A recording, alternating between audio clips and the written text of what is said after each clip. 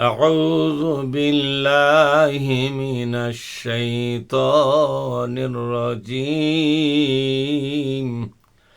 بسم الله الرحمن الرحيم قل أذلك خير أم جنة الخلد التي بعد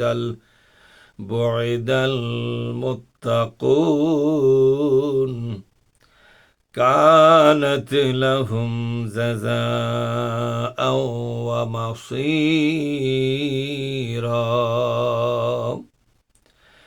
لهم فيها ما يشاءون خالدين كان على ربك وعدا مسؤولا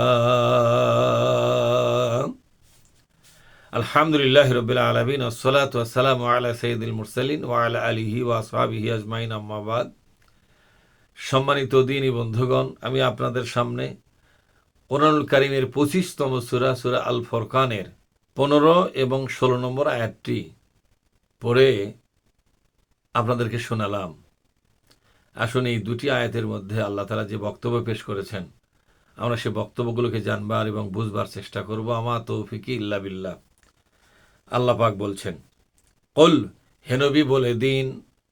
কার সামনে বলে দিবেন? কাকে বলে দিবেন?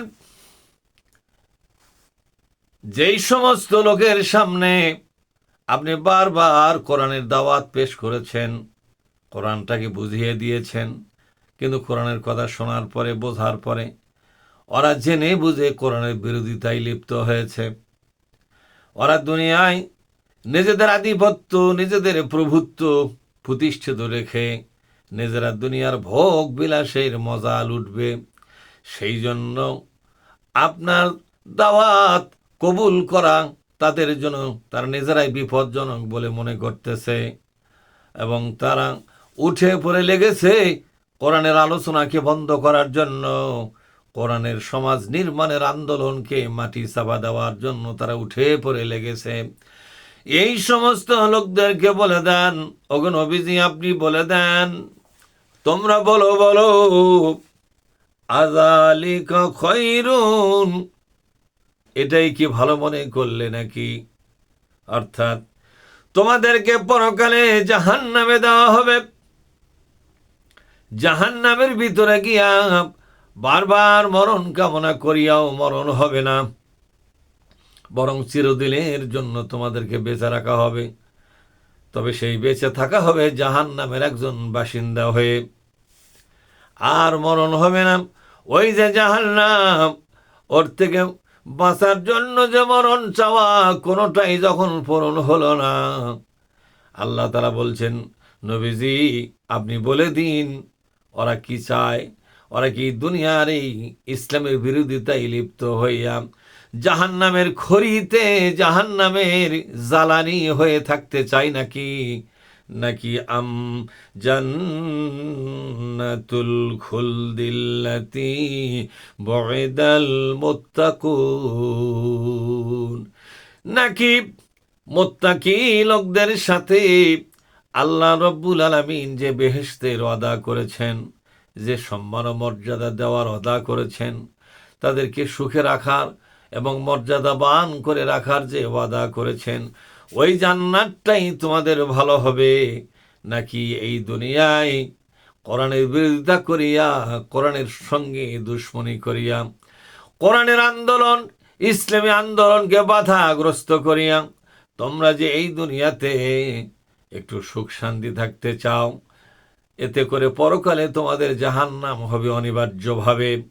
এই জাহান্নামটাই ভালো হবে না জান্নাতটা বাছাই করে নিবে?